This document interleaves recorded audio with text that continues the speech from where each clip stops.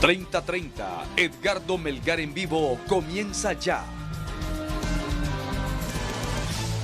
Saludos amigos de 30:30, gracias por estar con nosotros. Doctor Omar Videa, gracias por estar aquí de nuevo. Muchas gracias, licenciado Melgar. Y hacerle frente a esta pandemia aquí junto con todo el equipo de Noticieros Hoy Mismo y 30:30.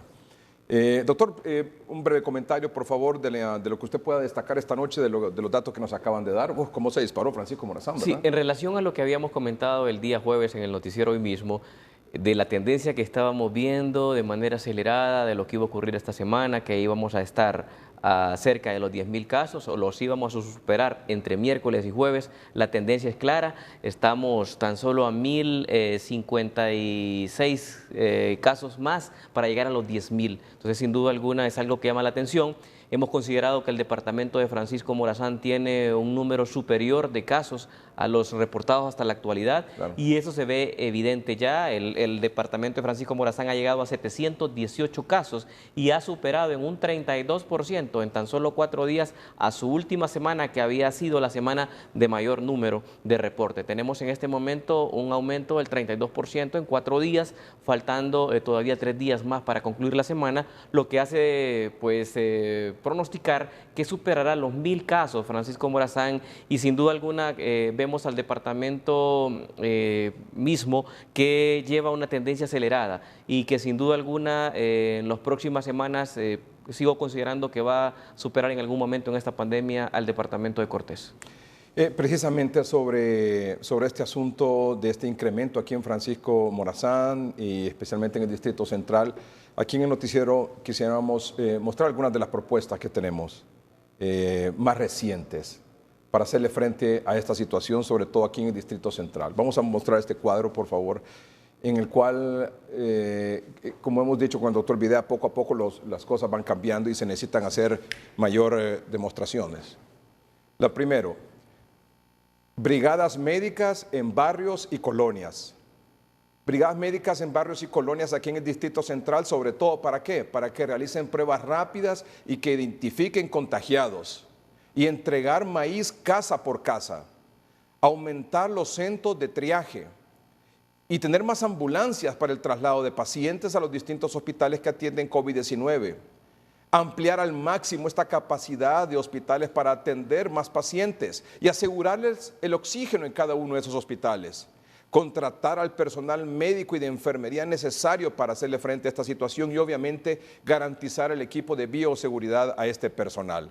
Estas son, como hemos planteado aquí de los últimos 3 meses, propuestas que hacemos junto con el doctor Videa de forma tal que puedan ser consideradas por las autoridades para hacerle frente a esta situación. Yo aprovecho este momento, doctor, antes de comenzar con nuestros entrevistados de esta noche, que tenemos un programa fabuloso. Quiero decir un par de cositas y quiero que me dispense un poquito de tiempo, doctor, sobre eso. Lo primero que quiero decir es que quiero hacer responder o dejar zanjado un par de temas. El primero es, en lo personal y en cuanto al noticiero se refiere, Hoy Mismo y 30:30, no tengo y no tenemos ninguna relación, ni formal, ni informal, ni cercana, absolutamente ninguna relación con alguna droguería, con alguna distribuidora de medicamentos o siquiera con alguna farmacia. Con la única farmacia que tengo relación en lo personal es donde compro medicamentos personales y de mi familia. Punto. Eso quiero que quede claro. No tengo ninguna relación, ningún interés de tener ninguna relación con ninguna casa farmacéutica, mucho menos con una droguería o llámese laboratorio. Ninguna. Y reto a cualquier persona que me pueda demostrar lo contrario. Número 1. Número 2, tampoco tengo ninguna relación con algún sector empresarial que tenga algún interés en particular en el que se distribuya o no se distribuya, que se publique, que se publicite, cualquier cosa. Punto. Tercer lugar, no tengo ninguna relación más que cualquier relación profesional con el gobierno como la tengo con cualquier otro sector de la sociedad. Es decir, de comunicación con funcionarios, de tener información de lo que está pasando, de las entrevistas, algo estrictamente profesional como he tenido en lo personal y a través del noticiero, por supuesto, con todos los funcionarios de todos los gobiernos. Yo tengo aquí en el noticiero Hoy Mismo 30 años de trabajar y en este programa 30:30 Primero Dios, el 25 de febrero el 18 de febrero del próximo año cumplimos 25 años de estar aquí en este programa. Entonces, eso habla mucho y eso dice mucho. Otra cosa que quiero decir también, que he escuchado y me han comentado un poco, es en relación a la promoción que aquí personalmente y en el noticiero y en 3030 hacemos del tratamiento maíz para la atención temprana de los síntomas de COVID-19. ¿Por qué lo hago? Porque creo en el doctor Omar Videa, a quien he conocido durante esta pandemia. No tenía el gusto de conocer al doctor Videa antes, lo lamento, doctor, pero para mí es un verdadero honor y es un verdadero privilegio con haberlo conocido y que nos esté apoyando como consultor, como asesor nuestro aquí en este tema. Yo apoyo al tratamiento maíz por dos razones, porque creo en el doctor Videa, porque veo su profesionalismo, veo su apasionamiento en este tema, veo su insistencia, su talento, su capacidad y sobre todo su ética. Pero ¿sabe qué? No sé si quizás más importante, veo el resultado del tratamiento maíz. Conozco gente muy cercana, tanto desde el punto de vista de amistad, familiar y de trabajo, que han resultado positivos con COVID-19, y yo puedo dar testimonio de que esas personas no han pasado a una circunstancia mayor de complicaciones y de síntomas porque de forma temprana han levantado la mano al menor síntoma y han tomado el tratamiento maíz y se han recuperado. Algunos ya están con la prueba negativa, obviamente dependiendo de cada organismo, unos tienen la respuesta negativa en 10 días, otros en 14 días, en 15, 27, 21, 28 días, indistintamente. Eso es, un medicamento no le da el mismo resultado a todas las personas, porque depende de cada organismo. Pero he visto el resultado positivo. Como les decía, algunos ya tienen la prueba negativa y están esperando la segunda prueba negativa para declararlos recuperados del todo. Entonces, por eso yo apoyo maíz. Pero obviamente, amable televidente, si usted no cree en maíz, si usted cree que hay algo detrás de todo esto, de lo que nosotros manifestamos, aparte de lo que le he dicho, que no hay ninguna otra cosa más, pues no tome maíz. Está en la absoluta libertad de consultar a su médico y el médico en la absoluta libertad de indicar las medicinas que crea convenientes y usted probar el medicamento. Está claro que no hay un tratamiento, doctor, que cure el COVID en este momento. Así es. No hay hasta el momento. Pero lo de maíz hemos visto que los estudios que ha hecho el doctor, que ha agarrado de aquí, ha agarrado de allá, y su conocimiento, su talento, ha puesto al servicio de Honduras este tratamiento, su sugerencia, y se ha adoptado. Así que yo quisiera dejar claro esos puntos. Otra cosa más, no me mueve porque sé que en círculos de oficinas de gobierno y fuera de los círculos de gobierno se ha mencionado que nuestro posicionamiento y nuestro involucramiento en este tema de la pandemia es por algún interés político. Nada más absurdo y ridículo. Quiero decir que no me mueve ningún interés político y nunca me ha movido ningún interés político, no me interesa la política para nada.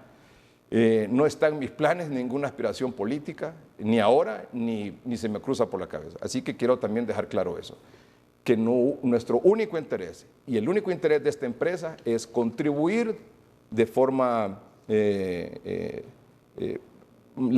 más transparente posible, de la forma con mayor enjundia, con mayor deseo, a salvar vidas en esta pandemia.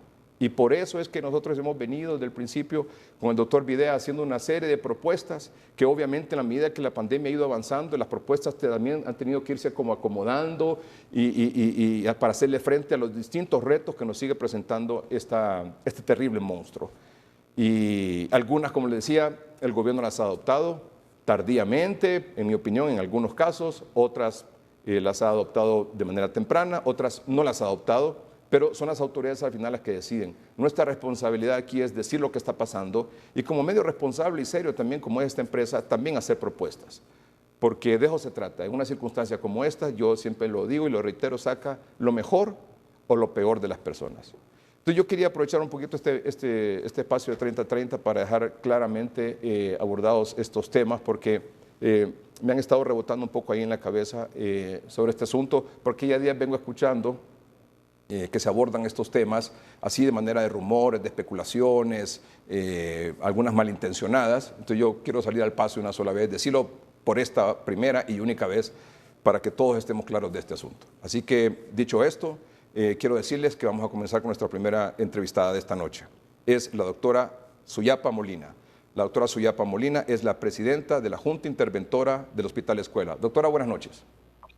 Buenas noches, mucho gusto. Gracias. Un placer estar con ustedes. Gracias, el placer es nuestro. Doctora, ¿cómo está el Hospital Escuela? Bueno, estamos bastante ocupados con este asunto del COVID. La afluencia de pacientes con síntomas de COVID cada día es mayor, aumenta de un momento a otro y hay momentos en que nos vemos saturados y por eso insistimos en la necesidad de ampliar el cupo de los hospitales a la máxima capacidad para que podamos responder aún a esta crisis que estamos teniendo en relación al COVID. Se había previsto que iba a haber un incremento en esta semana del mes de junio y en las primeras de julio, pero realmente el incremento ha sido más allá de lo esperado. Para darle una referencia, nosotros tenemos una carpa en la cual hacemos el triaje para este problema del COVID y le diré que el crecimiento es exponencial de la demanda. Para el caso, hoy en la mañana amanecimos con 17 pacientes en la carpa que no pudimos movilizar la noche de ayer y ya hoy al mediodía teníamos 27 pacientes en la carpa. Teníamos totalmente llena la sala primera que inauguramos del COVID en la emergencia de la cirugía y en la sala que aperturamos el viernes está totalmente llena. Además de eso nos vimos presionados por la misma demanda de pacientes y habilitamos la unidad de cuidados intensivos. En este momento tenemos 5 pacientes COVID, 4 COVID y positivos todos y un COVID con un síndrome de Guillain-Barré. Como usted ve, la demanda crece de un momento a otro. Creo que ya vamos llegando a la casi saturación del hospital, de manera que va a ser necesario pensar en la estrategia que debemos seguir en esta semana que iniciamos el día de mañana para poder seguir dando respuestas a estos pacientes. La noche de ayer, para poder habilitar cupos en la carpa, trasladamos 12 pacientes al Instituto Nacional del Tórax o Hospital Cardiopulmonar, 4 pacientes al Hospital María, el Hospital San Felipe no nos pudo aceptar ningún paciente. De manera que estamos ante una situación en que debemos tomar ya medidas un poco más urgentes para poder dar respuesta a este problema. Doctora, ¿en algún momento se consideró la posibilidad de habilitar el Hospital Escuela como el gran centro o el gran hospital COVID aquí en el Distrito Central? No sé si usted me puede corregir mejor. Hay una disponibilidad entre el materno infantil y el Hospital Escuela de unas, no sé, 1.200, 1.500 camas tal vez.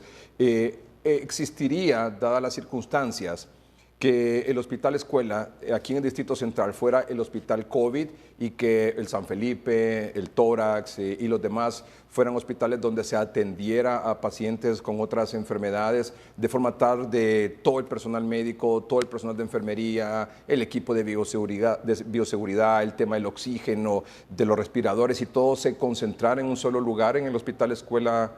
¿Qué opina usted de eso? En un inicio se consideró esta estrategia, Edgar, y se vio que era mucho más difícil hacerlo desde ese punto de vista, por cuanto el Hospital Escuela, si bien es el hospital más grande, también es el único hospital que atiende toda la patología que viene referida y que no tiene solución a nivel nacional. Recibimos referencia de todos los hospitales a nivel nacional, de todas las regiones sanitarias. Igualmente hay patología que solo se maneja en el Hospital Escuela.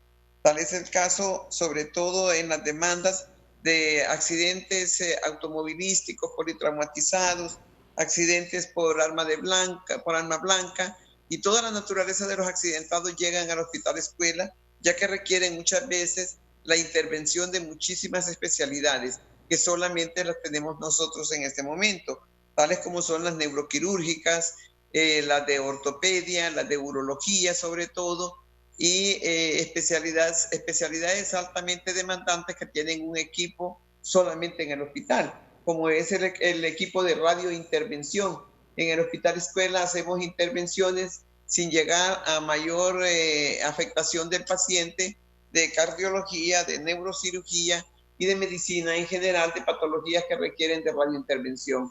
Igualmente, en el hospital manejamos la unidad de hemato-oncología o oncología infantil.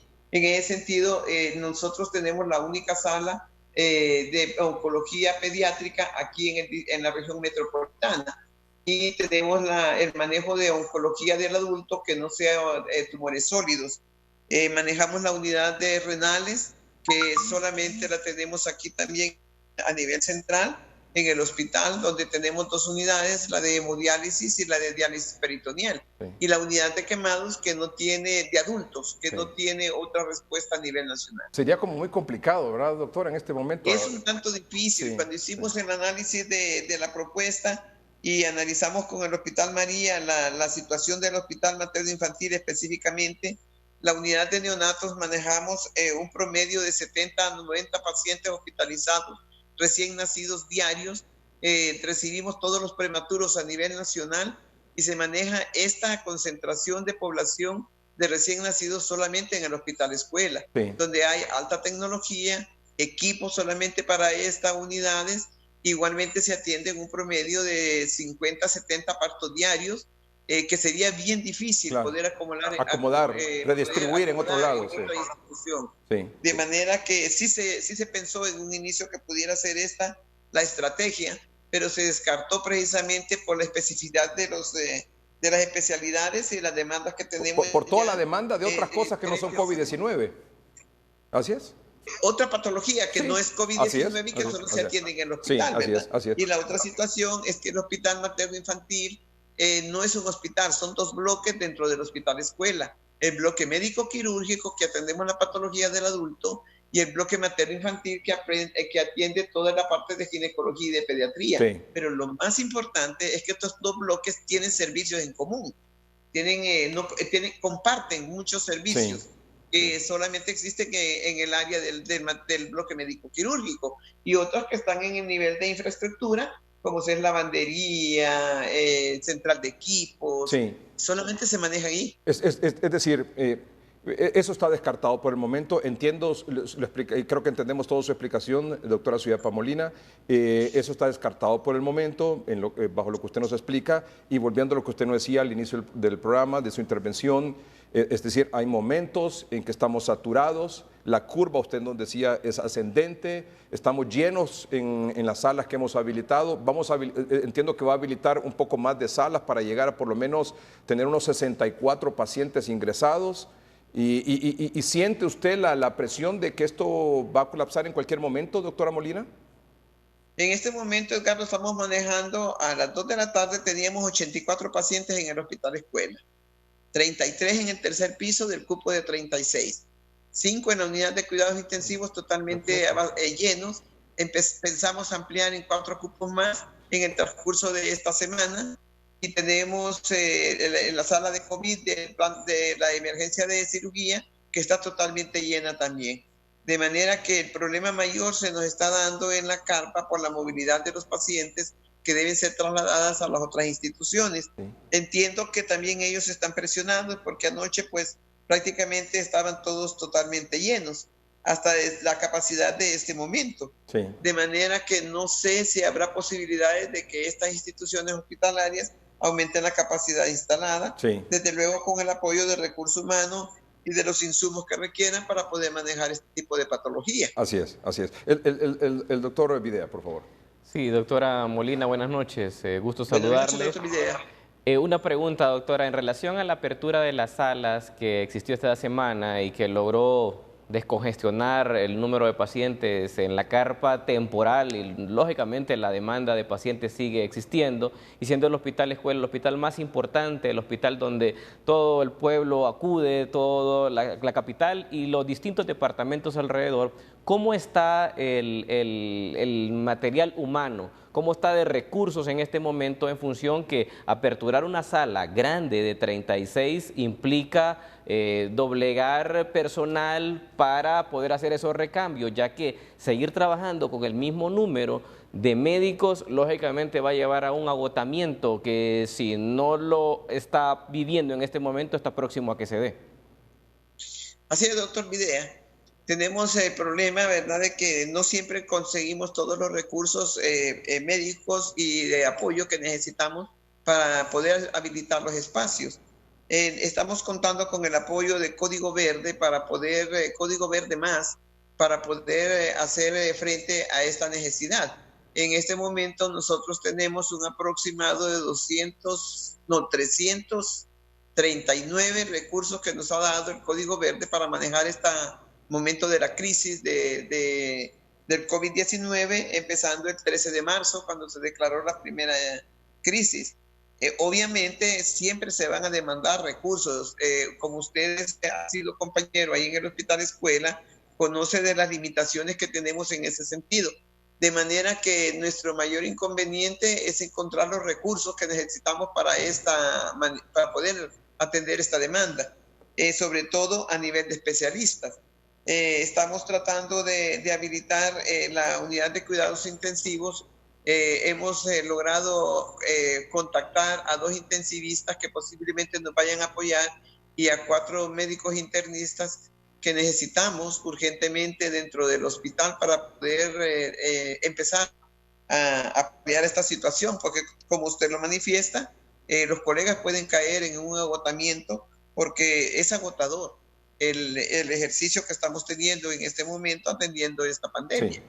Sí. Doctora, si estuviera en sus manos decidir qué hacer en este momento, al ver cómo los centros hospitalarios públicos y privados aquí en la capital se están saturando y en algún momento ya no haber cupo en ninguno, ¿cuál sería, en su opinión, lo que se debería de hacer con carácter de urgencia en este momento? Pienso que es urgente. Mire, la región metropolitana ha estado así, al principio estuvo con una respuesta proporcional al evento. Lo que pasa que en este momento ya está sobredemandado y la región metropolitana ha estado haciendo los cercos epidemiológicos de los lugares donde resultaban casos positivos. Pero como este es una virosis que no tiene un comportamiento regular, sino que cambia de un momento a otro, yo pienso que también ellos ya están desbordados en este proceso que estaban haciendo de los cercos que hacían a nivel de las comunidades y de los barrios y colonias donde se presentaban los casos positivos de COVID. Aparte de eso, pues tenemos los pacientes asintomáticos que siguen siendo contaminantes, y aún más la irresponsabilidad de la población. Las personas no hemos hecho caso a las indicaciones que se ha dado de la Secretaría de Salud, seguimos actuando de manera irresponsable y en este momento tengo entendido que el tórax, la mayor parte de sus pacientes hospitalizados son personas que provienen de los mercados. Sí. Doctora, le agradecemos mucho que haya aceptado conversar con el programa esta noche. Creo que estamos, como lo hicimos el domingo pasado, que entrevistamos aquí al doctor Osmin Tobar, al director del San Felipe, también del Tórax, del Hospital María. Estamos buscando la manera cómo contribuir con los hospitales, de apoyarlos para que puedan expresar las circunstancias en las que se encuentran y que sea el canal, tanto 3030 como Noticiero Hoy Mismo, que permita resolver estos problemas y resolverlos, canalizarlos y resolverlos de la manera más correcta y oportuna posible. Doctora, de nuevo, muchas gracias. Y gracias por todo lo que hace. Muchas gracias, Edgardo, y muchas gracias por su actividad en el manejo de este problema, porque tenemos que contribuir todos como hondureños a salir adelante de esta situación. Así es. Muchas gracias, doctora Suyapa Molina, y de nuevo muchas gracias por lo que hace usted en el Hospital Escuela. Muy amable. Gracias. Buenas noches. Buenas noches. Es la presidenta de la Junta Interventora del Hospital Escuela. Ya volvemos.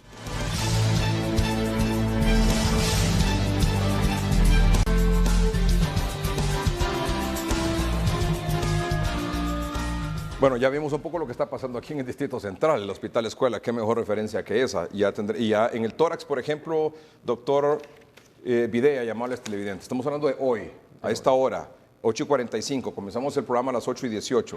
Sí. En el Hospital San Felipe hay disponibilidad, o sea, hay una capacidad para atención de 100 camas. 92 están ocupadas. Ojo a esto, 92 están ocupadas en el San Felipe. El María está topado con 45 camas. El tórax tiene 104, está ocupada 101, o sea que solo hay 3 disponibles. O sea, 8 disponibles en el San Felipe, 3 disponibles en el tórax. Ya escuchó usted lo que está pasando en el hospital escuela y ya hablaremos del Seguro Social aquí en Tegucigalpa. 11 camas disponibles Sí. en todo el Distrito Central. Sí. Y le decía el otro día aquí que, por ejemplo, según la cantidad de camas que se tienen en la actualidad y que se pueden ir habilitando, podemos llegar hasta un máximo de 603 en los hospitales. De 603 en los hospitales. ¿Cuál? Aquí. 603 en los hospitales. Con al polideportivo son 100, más o menos 100. Alguien me decía hoy 130. Bueno, pongamos que son 700. Vámonos por mucho, doctor. Vámonos por mucho. 800 camas. Sí. Pero 800 camas que deben estar, como lo decía la doctora Sosa, con su Acondicionadas. especialista, con sus enfermeras, con su equipo, con su oxígeno, etcétera, etcétera. 800 camas, ajá. Y solo aquí en el Distrito Central, hasta ayer, no tengo el dato de hoy, pero hasta ayer aquí en el Distrito Central, contagiados 2.056. 2.426. ¿Ya tiene el dato usted? 2.426. De hoy, ¿verdad? De hoy. Aquí lo La corrijo sumatoria. ahora mismo. ¿Cuántos son? 2.426. 2.426. De esos 2.426, tome la medida usted de que no son 2.426 hoy. Son 2.426 de hace 15 días. Porque estas son muestras que, si bien es cierto, fueron procesadas quizás hoy, pero las muestras fueron tomadas hace 12, 15 días. Ojo con esto, esta es la realidad. Le dicen, ¿el resultado de las pruebas de hoy? Sí, pero las muestras fueron tomadas hace 12 o 15 días. El resultado del procesamiento es de hoy, pero las pruebas en sí, lo que ingresan a las máquinas, fueron tomadas hace 15 días. O sea que estos 2.426, póngale 12 días a hoy, Con una tendrán? tendencia de 2.000, serían alrededor de 2.500 casos. Póngale, entonces estamos hablando de 5.000. Porque estamos llevando 250, 300, eso es lo que va a estarse moviendo. Póngale 5.000 casos aquí en el Distrito Central. De los confirmados. Sí, de los Y confirmados. sospechosos serían 50.000. Porque Entonces- son 10 por cada uno de los confirmados. 10, yo decía el otro día 3, póngale. Serían 15.000, poniendo por bajo. Con el nivel de hacinamiento que nosotros vivimos en el Distrito Central, la relación mínima son 10. ¿Por qué? Porque hay sectores, y hemos tenido la oportunidad, licenciado Melgar, y de la audiencia de 30-30, de tener hogares con 16 contagiados en una sola casa. Entonces póngase, y vea usted, amable televidente, estamos hablando de 50.000 personas aquí en el Distrito Central. 800 camas en lo público. Pare de contar. Por mucho, ¿verdad? 800 camas por lo mucho. ¿Cómo estamos? ¿Aquí? Muy bien. Esto es. Y esto está en verde porque ya las habilitaron, las del Hospital Escuela. El Seguro Social está en ese proceso, aquí en el Distrito Central. El San Felipe también está en ese proceso. Y el Tórax está en ese proceso. Por eso parte de la propuesta es, señores, habiliten esto, capacidad al máximo.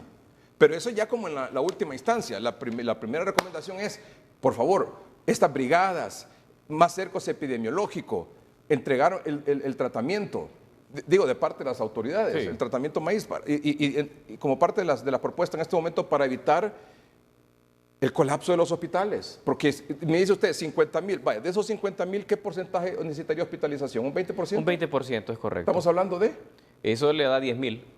y solo hay 800 camas. 10.000. Ese es el punto, solo hay 800 camas para 10.000 personas aquí en el Distrito Central. Entonces, ¿qué estamos esperando para hacerle frente a esto de la manera que lo está demandando en este momento? Yo pensé que lo del Hospital Escuela podría ser un poco más fácil, porque ahí creo que hay como 1.000 y pico de camas, ¿verdad? Sí, el doctor? detalle es que tiene una Mateo. ocupación, el hospital escuela pasa con una ocupación arriba del 90%, Sí, fuera pero- de la pandemia. Sí, fuera de la pandemia, pero pensé que en algún momento eso podía funcionar, pero lo que explicaba la doctora Sosa es... Sí, porque no puede es increíble. sacrificar a las personas que ya tienen una condición Claro, que si claro. lo saca Lo del hospital, lo entendimos lógicamente va a llevar a un... Pero una entonces, ¿qué se hace usted si tiene 50.000 personas aquí, de las cuales, ¿cuántas me dijo pueden ocupar hospitalización? 10.000. Y tiene 800 camas. Bueno, entonces evite que esa gente se Esa complique. es la estrategia. Evite. No hay ¿Hace otra. cuánto nosotros hemos estado diciendo aquí con el doctor Videa la atención comunitaria, la atención primaria, el centro de salud, los hospitales regionales tienen que hacer su labor, porque si no, va a pasar lo que ya nos está pasando, y en peores condiciones. ¿Cuántos pacientes le hablaron a usted esta madrugada?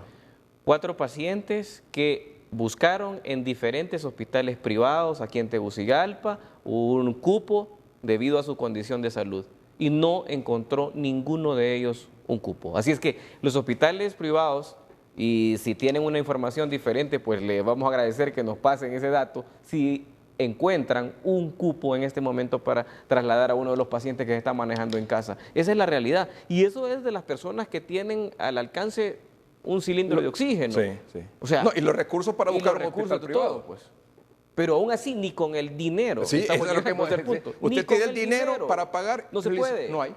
No se puede. Eso es dramático. Así es. Eso es dramático. El doctor Omar Jananía es el director noroccidental del Instituto Hondureño de Seguridad Social, está en San Pedro Sula, junto con el doctor Alan Zelaya, director del Seguro Social en San Pedro Sula. Doctor Zelaya, doctor Jananía, de nuevo, muchas gracias por estar con nosotros. Buenas noches.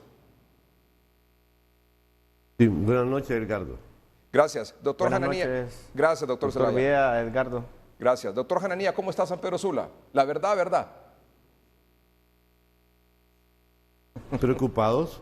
Realmente la tendencia es bastante alarmante. El promedio que nosotros vemos en la clínica de triage, en el Seguro Social, en el hospital, son un promedio de 350 y 400 pacientes diarios. Si decimos que la fórmula es el 10% o el 20% se ingresa, ya se imagina cómo estamos nosotros. Afortunadamente, la fórmula entre nosotros es un poco diferente porque casi el 5% de lo que nosotros hospitalizamos, debido a las estrategias que ha hecho el seguro, de salir, dar tratamiento, como usted dice, hacer los triajes en las empresas, Exacto. hacer las pruebas rápidas en las empresas, en las clínicas periféricas, en las regiones. Entonces eso nos disminuye un poco el flujo. Pero lo que hablaba el doctor Omar Videa, definitivamente aquí no... O sea que es similar lo que está pasando en Tegucigalpa. Es decir, similar en cuanto a la cantidad de contagiados, a diferencia, por ejemplo, que en el Seguro Social, no sé si lo hacen aquí en Tegucigalpa, ya lo veremos en unos minutos, pero en San Pedro Sula están haciendo estas pruebas rápidas, han ido a hacerle, como dice el doctor Valerio, hacerle pressing al virus, que no venga a nuestra cancha, sino que atacaron en la cancha de él, ¿correcto? Perfectamente. Para que tengamos una idea, nosotros de la fecha del inicio de la pandemia actualmente hemos hecho 22,000 pruebas rápidas y el promedio de positividad anda aproximadamente un 16%, porque al inicio era poco, pero ya ha ido aumentando. En el triaje, día a día, anda alrededor de 42%. Hoy, esta noche, el Seguro Social en San Pedro Sula, doctor Jananía, ¿cuántas camas tiene disponibles para pacientes sospechosos de COVID-19 o confirmados? ¿Cuántas camas tienen para recibir? ¿Disponibles solo 8? ¿De cuántas en total que tiene? De 160 camas. ¿Y lo mismo anda por ahí el Catarino y el Leonardo, doctor Jananía? Ellos prácticamente no tienen cupo, por lo que tengo la información de hoy por la tarde, ni Leonardo ni el Catarino. La incidencia es bastante precaria en nuestra situación de la costa norte. Yo no sé. Complejo, Sí, difícil. Es abrumador esto. Difícil. Porque el tiempo se está quedando corto. O sea, en la medida que los días van avanzando, la capacidad logística se va perdiendo y se vuelve insostenible. Puede aumentar usted una cama hoy, puede aumentar 3 mañana, pero le van a llegar 5, 7, será insuficiente lo que haga. Doctor Jananía, ¿y existe la posibilidad de seguir aumentando la capacidad en el Seguro Social para atender pacientes? Sí, a mediano plazo, Edgardo. Realmente nosotros tenemos un programa que fueron los edificios que nos dejó la Fiscalía poder utilizar, y para los próximos 10 días o 15 días máximo vamos a abrir 70 camas más, y para las próximas 3 semanas abrimos 17 unidades de cuidados intensivos. Esta cuestión del gimnasio municipal, Expocentro, entiendo que se va a habilitar, ¿para qué sirven el gimnasio municipal y Expocentro? ¿Para qué sirven en este momento? ¿Para qué van a servir? ¿Cuál es el beneficio que tienen, doctor Hananía? ¿O no tienen ningún beneficio? Bueno, existe beneficio, lo que pasa es que el nivel es muy bajo, ya no es un nivel hospitalario. Y esas son las definiciones que tienen que hacer la CESAL o SINAGER. Recordemos de que la pandemia no se puede estar manejando exclusivamente con médicos generales. Recordemos que la pandemia necesita un montón de insumos, de medicamentos. Recordemos que necesita el mayor riesgo, que es el oxígeno. Mientras no tengamos una logística adecuada, podemos correr muchos riesgos en ese tipo de áreas, ¿verdad? Yo quisiera preguntar al doctor Alan Zelaya. Doctor Alan Zelaya,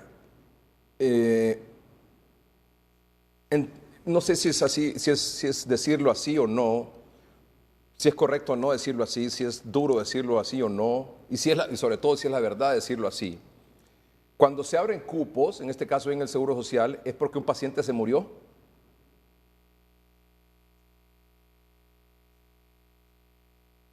Pues no, nosotros desde el mes de marzo, nosotros planificamos aproximadamente 70 camas y de acuerdo al crecimiento que vamos viendo de ingresos diarios, hemos ido aumentando el número, hemos ido aumentando de 20 en 20.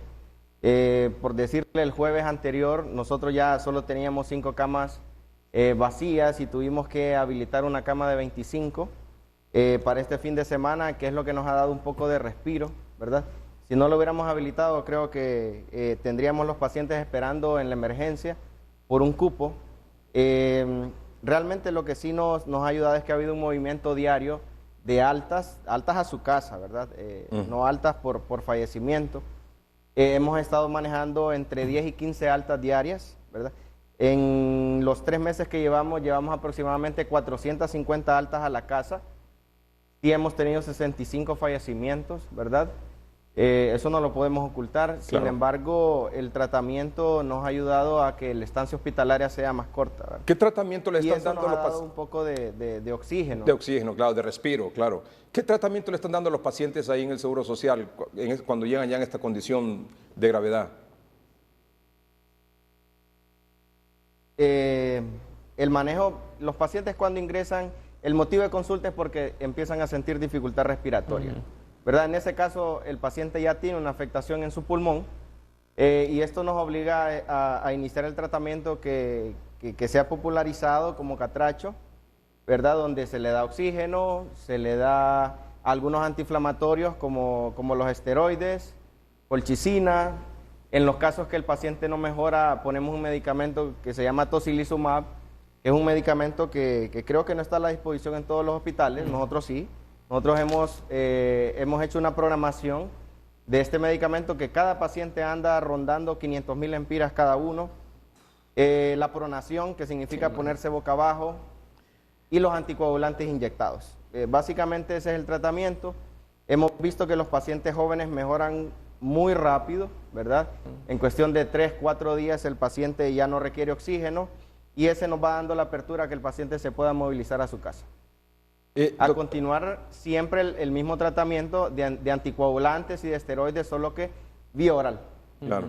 Doctor, y bueno, impresionante lo que están haciendo ustedes ahí y no sabe cuánto, o sea, nos faltarán no sé cuántas vidas para agradecerle a usted y a todo el personal en el Seguro Social y todos los médicos y personal de enfermería en los distintos hospitales, centros de salud, etcétera, a nivel nacional.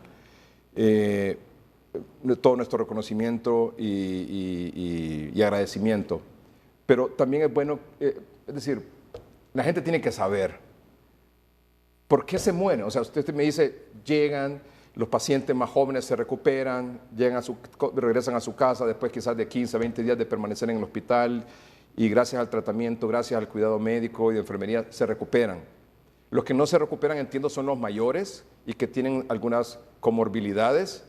Y la pregunta sería en este caso, ¿por qué se mueren, doctor Zelaya? Hemos visto muy similar a la estadística mundial, donde los hipertensos, los diabéticos, mayores de 65 años, obesidad son factores de riesgo, ¿verdad? Son enfermedades que disminuyen su sistema inmunológico, su capacidad de respuesta para nuevamente restituir su organismo, y eso hace que los vuelva vulnerables, ¿verdad? Hemos tenido pacientes jóvenes, 30, 35 años, y en 2 días el paciente está sin oxígeno. No pasa lo mismo con una persona de 60, 70 años o enfermos renales crónicos que están en hemodiálisis, que el manejo se vuelve muy difícil. Muy difícil. Las dosis en los pacientes renales solo son la mitad de lo que normalmente se le da a un paciente que orina normal, ¿verdad? Por decirle. Entonces el manejo de las dosis vuelve más complejo, ¿verdad? Y la condición en la que llegan al hospital, como usted decía, ya llegan con problemas respiratorios, es decir, con esos antecedentes de ese otro tipo de enfermedades y el sobrepeso y lo demás, hacen que salvar la vida a una persona de arriba de 60 años sea más difícil, ¿verdad? Más difícil. ¿Sí? Sí, sin duda, saludarles, doctor Hananía, doctor Alan Zelaya. Tuvimos la oportunidad de estar apoyando en su formación, un muy buen residente, un joven talentoso, el doctor Zelaya, que muy acucioso desde que estaba en la residencia, y lo recordamos. Y es un orgullo porque están al frente. Realmente hemos admirado el trabajo que han hecho en San Pedro Sula, y públicamente lo he dicho, nos han enseñado, nos están enseñando. El Seguro Social ha sacado la casta por la salud en Honduras. Tenemos que ser humildes. El doctor Hananía ha hecho un trabajo enorme, la doctora Bessie Alvarado ha hecho un enorme trabajo, como bien lo decía el doctor Zelaya y el doctor Hananía, de planificación, ¿no? El gobierno debería tomar ejemplo de lo que están haciendo en el Seguro Social. Ha habido una muy buena administración, sin duda alguna, que los ha hecho ser una institución de alta respuesta para la población, y se ve reflejado cuando nos comentan de que acá estamos haciendo malabares, viendo de cómo se construye una nueva, o se habilita una sala, y acá nos hablan de que ya viene otra sala de 70, pues. Sí. Y la contención ha sido muy buena, la estrategia, pese a que, comentaba el doctor Hananía, nos gustaría que nos ampliara, doctor, en el sentido que hablaba de que están llegando entre 350 y 450. Estos son casos nuevos, doctor, sospechosos de COVID-19, y de estos, ¿cuántos se envían a la casa? ¿Cuál es el porcentaje del cual regresan para hospitalización por algún síntoma que implica ya el manejo hospitalario? Ok, más del 50% son de casos nuevos. Hay una incidencia de un 30% de personas que buscan renovación de incapacidades, que es una de las grandes dificultades que tiene el Seguro Social. Respecto a reingresos, menos del 5% retorna a una segunda consulta o hospitalizarse. O sea que cuando se le da el tratamiento en tiempo y forma o en el momento adecuado, la incidencia es espectacular. La mayoría son pacientes que usted los va a ver normales con tratamiento. La dificultad son técnicas en identificar los tiempos. Los tiempos, recordemos que somos un país pobre, no le vamos a poder hacer PCR a todo el mundo. Necesitamos tomar estrategias un poco diferentes, ¿verdad? Doctor Hananía, bajo las actuales circunstancias, lo mismo que le preguntábamos a la doctora Suyapa Molina, ¿qué recomienda usted esta noche, doctor? ¿Qué mensaje nos quisiera dejar, doctor Hananía, y luego doctor Zelaya? Bueno, primeramente yo creo que definitivamente debe haber una mesa, como han habido un montón de mesas de intercambio de opiniones entre la CESAL y el Seguro Social, una mesa en la cual se aproveche y se utilice las personas que están en el área de la batalla, donde definamos alguna estrategia de prevención. No hay medicamento que previene, pero sí hay medicamentos que pueden bajar la carga viral. Eso es una decisión a nivel país, esa es una decisión que definitivamente se tiene que llegar a tomar, o vamos a hacer o esperar a que vengan la mayor cantidad de enfermos, ¿verdad? Y la otra circunstancia es que creo que todavía hay áreas de oportunidades, en Tegucigalpa, en el Polideportivo, en San Pedro, Cámara de Comercio, etcétera. Yo creo que lo que necesitamos es mejorar la planificación, sentarse con una evaluación adecuada, evaluar la cantidad o hacer un inventario de recursos humanos que tenemos en todos los hospitales, porque esta es una emergencia de país, no es porque solo yo trabajo en el hospital escuela o solo yo trabajo en el seguro. Entonces tiene que haber una evaluación un poco diferente para hacer una redistribución equitativa y aumentar la capacidad lo más pronto posible. Así es, aumentar la capacidad lo más pronto posible. Doctor Zelaya, su mensaje esta noche. No, las autoridades creo que deben tomar decisiones, pero las deben tomar ya. No podemos esperar a tomarlas hasta el lunes, cuando nos agarró el viernes llenos de pacientes, ¿verdad? Eso significa que tenemos que trabajar de lunes a domingo 24/7 para aperturar las camas que ocupamos. Los pacientes no pueden estar en el piso, en una colchoneta. Nosotros tenemos un equipo de trabajo aquí conformado por ingeniero civil, ingeniero biomédico, jefa de enfermería, gerentes médicos, él como gerente general, yo en la parte de la dirección médica, ayudantes de hospital, todo el mundo trabajando en la misma línea. Hemos tenido diferencias de opinión, sin embargo lo importante son los resultados que vayan a favor de las mayorías. Y creo que en ese punto nosotros hemos llegado a llegar a concertar realmente cuáles son las necesidades que tenemos para nuestra población acá. Las diferencias las tenemos que resolver después, ¿verdad? En este momento tenemos que trabajar en equipo y tomar las mejores decisiones a favor de la población. Muy bien. Muchas gracias, doctor Alan Zelaya, director del Instituto Hondureño de Seguridad Social en San Pedro Sula, el doctor Omar Jaranía, director de la zona noroccidental del Seguro Social en San Pedro Sula. Muchas gracias y de nuevo nuestro agradecimiento y reconocimiento por todo lo que hacen. Muchas gracias, muy amable. Buenas noches, Ricardo. Buenas noches, Buenas muchas noches. gracias. Vamos a un corte comercial y regresamos.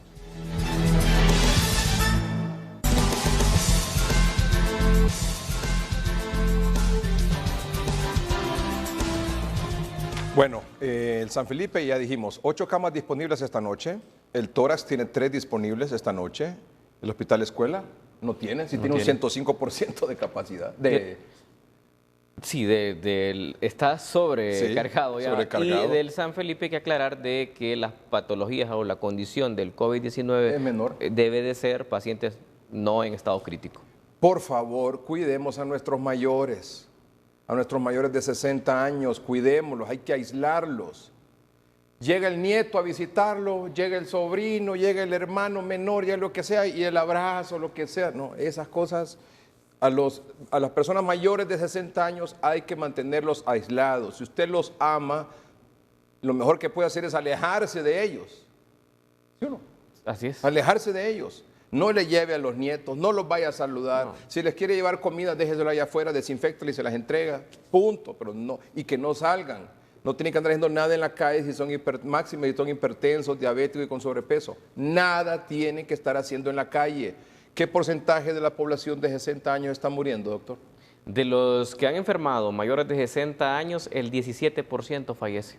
Esa es la estadística de Honduras. A nivel mundial se establece que debe o ha sido de un 11%, pero en Honduras, de las personas mayores de 60 años que han enfermado por COVID-19, el 17% fallece. ¿Qué significa? Que por cada 100 mueren 17 personas mayores de 60 años. Cuidémoslos, por favor. Cuidémoslos, por favor. Vea, había este dato aquí de la Secretaría de Salud. A mí me parece que, por ejemplo, el doctor Cosenza en San Pedro Sula está haciendo una tremenda labor, organizando un poco eso que estaba desorganizado. La doctora Villatoro, que es la jefe también ahí de San Pedro Sula, de la región metropolitana, está haciendo una gran labor. Pero como ven, esta situación es un monstruo, ¿verdad?, de 1000 cabezas, ¿verdad?, que hay que enfrentarlo con todas las estrategias y con todo el talento y toda la capacidad y disponibilidad de tiempo, 24/7, decía el doctor Zelaya. Por ejemplo, aquí esta situación del COVID-19 que planteaba el gobierno a través de la Secretaría de Salud del 13, es decir, ayer a las 11 de la noche. Sí, ayer. Ahí está, perdón. Ahí decía, por ejemplo, total de camas habilitadas 305, porcentaje de ocupación 82% aquí en el Distrito Central. 82%, y en San Pedro Sula 66.41. Eso era ayer a las 11 de la noche. Ese 82.95 aquí en el Distrito Central, doctor. Ya no es. Ya no es. Para nada.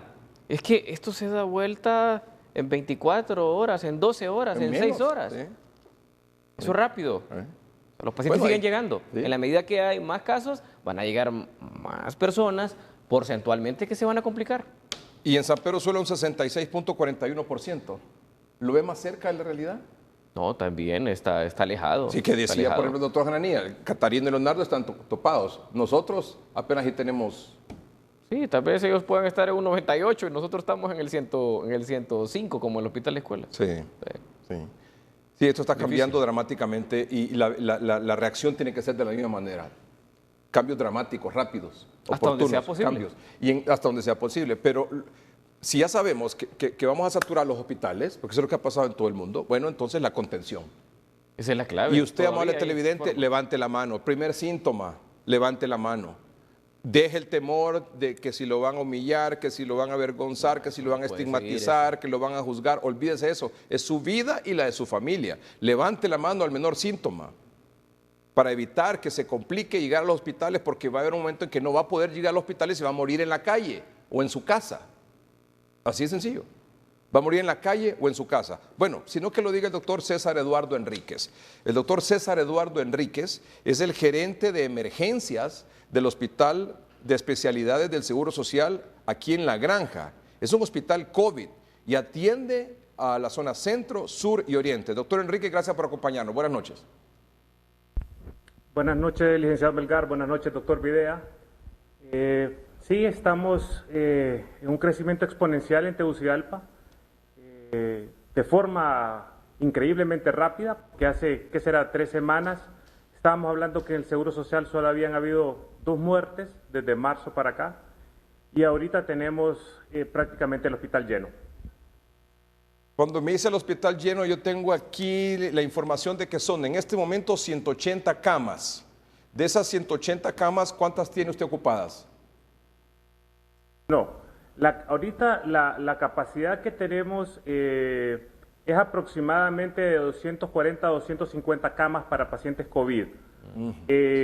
Ahorita en estos momentos tenemos 182 pacientes hospitalizados. O sea, que me dice que tiene ¿cuántas camas disponibles en el Seguro Social? Para pacientes que tuvieran que llegar hoy en la noche. Para pacientes que pueden llegar hoy en la noche tenemos capacidad de 20 camas en estos momentos. Mañana vamos a abrir otra sala que nos va a dar una capacidad de 25 camas más. El día viernes abrimos el 7º piso que nos da una capacidad, que nos dio una capacidad de 40 camas. En este momento, de esas 40 camas están ocupadas 22.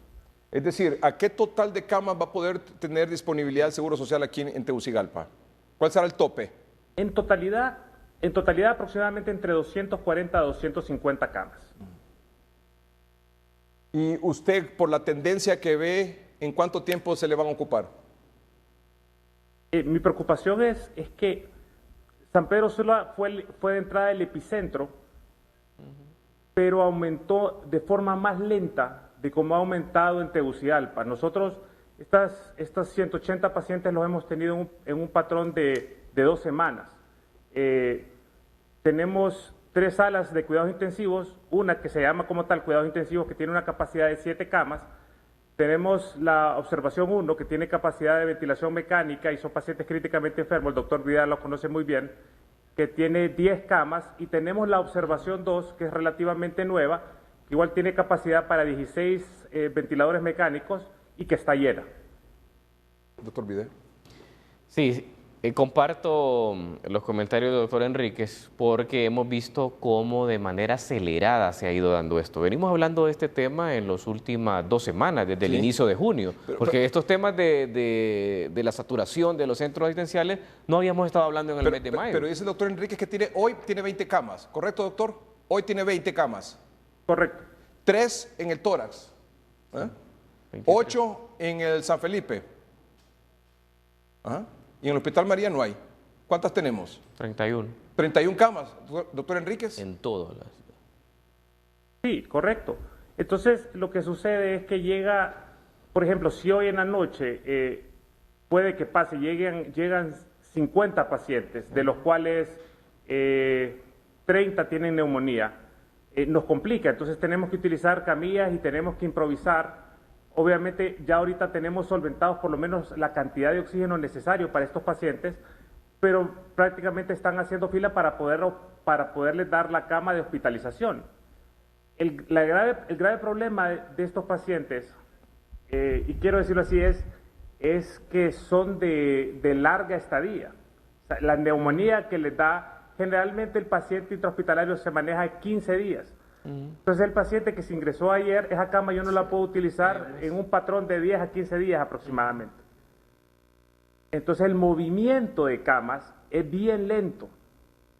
Y obviamente la cantidad de pacientes que están entrando diariamente es muy rápido. Entonces fácilmente se llena el hospital. Doctor Enríquez, en medio de esa tribulación que viven ustedes hora con hora, es decir, todos los días ahí, esa situación abrumadora, ya está tocando decidir a quién se le da el equipo para que pueda sobrevivir, porque no se me olvida, la doctora Palou, antes de que esto comenzara, antes del 11 de marzo, lo dijo aquí en 3030, decía, va a llegar un momento en que está el equipo que se necesita para una persona, llegan dos, y una que llega es una persona joven, sin comorbilidades, y llega otro paciente que es hipertenso o diabético o con sobrepeso y mayor de 50 a 60 años de edad. Entonces al final el médico decide a quién le va a dar ese equipo y decía la doctora, se lo va a dar a al joven, al que tiene más posibilidades de sobrevivir. Y el otro, me dijo la doctora Palou, se muere. ¿Ha llegado ese momento, doctor Todavía, Enrique? gracias a Dios, no hemos llegado. Todavía no hemos llegado a ese nivel, licenciado. Pero podemos llegar muy fácilmente. Como va la curva ascendente, es posible que a futuro tendremos que jugar a ser Dios. Y eso es la peor cosa, el peor sentimiento que usted puede tener como médico. Hablando con los internistas, que desde aquí les mando mi admiración, mi respeto, porque son los que están enfrente de la guerra. Es una pandemia horrible, es algo espantoso y realmente se han comportado como guerreros. Yo los admiro y los respeto aún más después de esta pandemia. Estamos en un nivel, yo les decía, como cuando uno es cirujano el 31 de diciembre y caen baleados tras baleados tras baleados y hace un triaje como de guerra. O sea, este paciente no va a lograrlo, este paciente lo vamos a tratar de salvar. Pero eso es un día que nos pasa a nosotros al año. Esta gente tiene 2 semanas consecutivas de estar viviendo este infierno. Igualmente quisiera agradecer a la Comisión Interventora del Seguro Social, como usted lo está bien diciendo, es un hospital que no le ha pedido dinero al gobierno central y que nos han cumplido todo lo que nosotros les hemos solicitado. Se han contratado aproximadamente 30 internistas en este hospital, se han contratado aproximadamente 50 médicos generales, un sinnúmero de enfermeras, aproximadamente 120 auxiliares se van a contratar en este periodo de tiempo y otras 110 licenciadas en enfermería, debido a la cantidad, el volumen de pacientes que está entrando. Aparte de eso, tenemos que ver que muchas enfermeras y muchos médicos, por el contacto diario que tienen con estos pacientes y la exposición que tienen, se están infectando. La mayoría, gracias a Dios, permanece en su casa estable. Una que otra se ha complicado. Tuvimos la muerte de un personal de farmacia hace 2 días, que fue una desgracia total. Pero obviamente estas incapacidades tienen que cubrirse y la Comisión Interventora se ha portado a la altura y nos ha dado la capacidad de poder contratar más personal y aparte de darnos mucho más equipo, porque obviamente esta pandemia requiere de oxígeno, requiere manómetros. Obviamente para poder diagnosticar una neumonía temprana ocupamos de la tomografía que se le está haciendo a la mayoría de los pacientes que se están ingresando para tener un diagnóstico certero y rápido. Doctor Enríquez, ¿qué es lo que más le preocupa en este momento? Lo que me preocupa es la curva ascendente, que en algún momento no tengamos cómo hospitalizar pacientes, que no tengamos más cupos. Mi preocupación es, nosotros tenemos 250 pacientes y me parece que, digamos, la CESAL, que es obviamente la que cubre la mayoría de la población a nivel nacional, tenga casi la misma cantidad. En algún momento esta cantidad va a explotar y no sabemos dónde la vamos a meter. En ese sentido,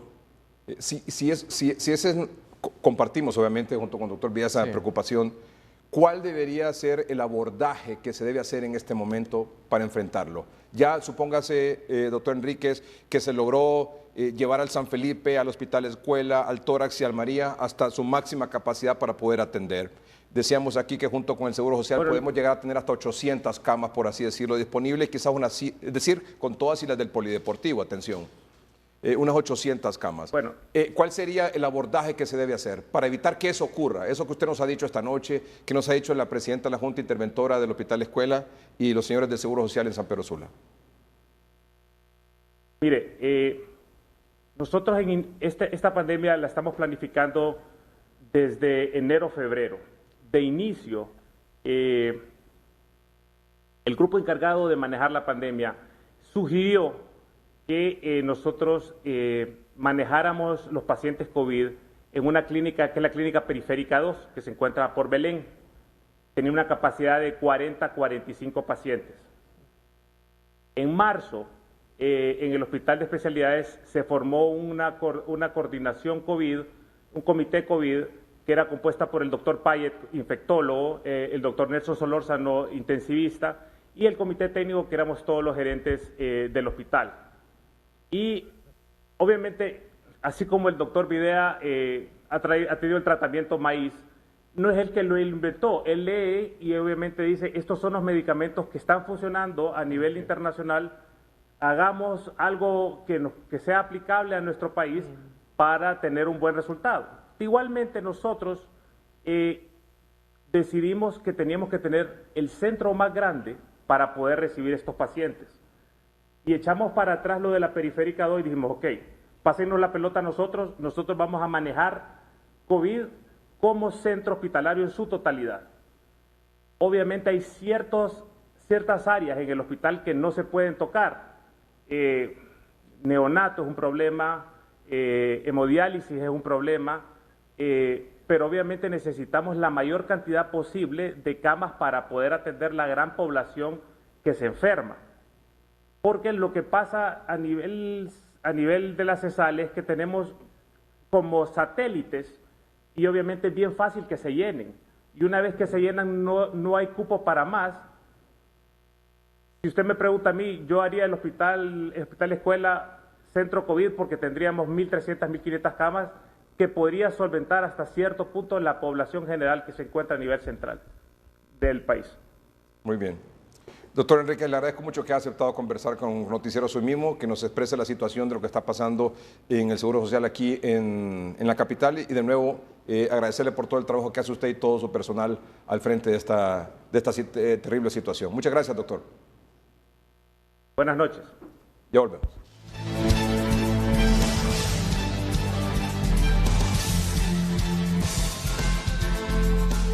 Y solo cerramos con esta pregunta. Doctor, ¿por qué le está saliendo positivo el examen a muchas personas, pero no tienen síntomas? Le sale positiva la PCR y la positiva, pero no tienen síntomas. ¿Por qué? Hasta un 30, un 50% de las personas que sale positivo a un examen pueden no tener síntomas, pero no pierden la capacidad de transmisión del virus, porque la carga viral en ese momento es alta. Y mientras no lo baje, a través de las diferentes fórmulas, usted es un ente transmisor de la enfermedad. Y puede transmitirlo a una persona que sí puede desarrollar los síntomas, se puede agravar y puede morir. Porque su sistema inmunológico es bajo, porque es una persona mayor de 60 años, porque es hipertenso, porque es diabético, porque ha tenido cáncer. Buenas noches, que estén bien.